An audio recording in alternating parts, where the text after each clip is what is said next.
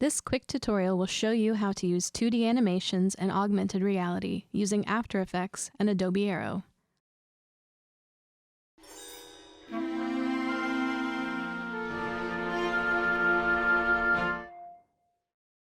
These are some doodads that I animated last year. They're just inside of a comp. And I'm going to turn off the background layer to make sure that when they export, they have a transparent background. I'm going to go up to Composition, to Add to Adobe Media Encoder Queue. Then we're going to delete this doodad because we don't need it. I'm going to click here just to show you where I selected PNG Sequence. It's going to be under Format right here. This is going to take every single frame and make it into a PNG file. So let's give it a good name and also put it inside of its own folder. So save as, let's go ahead and make a new folder.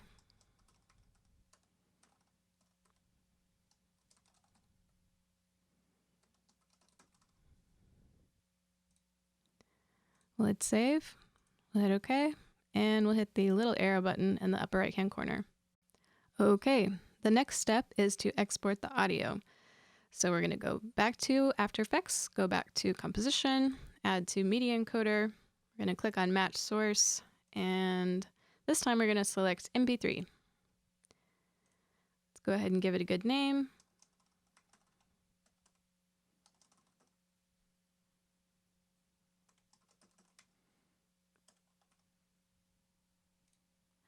Hit OK, and hit the play button.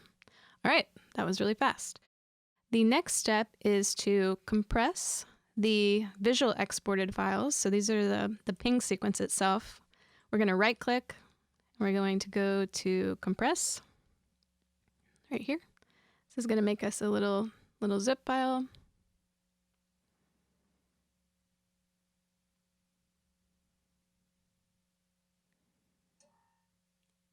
And now I'm going to airdrop both of these files. So that's the zip file and also the audio export via airdrop. This is how I do it anyway. Okay, the next step is to launch Adobe Aero on my iPad. I'm going to select the plus sign in the lower left-hand corner, Create New, and you'll notice that it's scanning for surfaces. It's detecting planes. I'm going to tap to place the anchor. Now I'm going to select the blue plus button in the lower left-hand corner to add assets. I'll select Files, and then direct it to the files in question. This can take a little while, depending on how large your file is and how long your file is. Remember, every single frame is exported as an individual PNG file. I'll go ahead and speed this up. Now the file has been imported, so I'm going to tap to place, select it again, and use 2 fingers to make it a little bit larger, and 3 fingers to drag it down and pull it towards me just a little bit with 1 finger. All right. Looking good. Let's move this mouse out of the out of the frame. Now let's add some behaviors to play these files. So number 1, I select the object. I tap Behaviors. I hit Trigger. I select Tap because I want this to play on tap. I click Action, select Play Images, and we're going to hit the check mark. All right, that's number 1.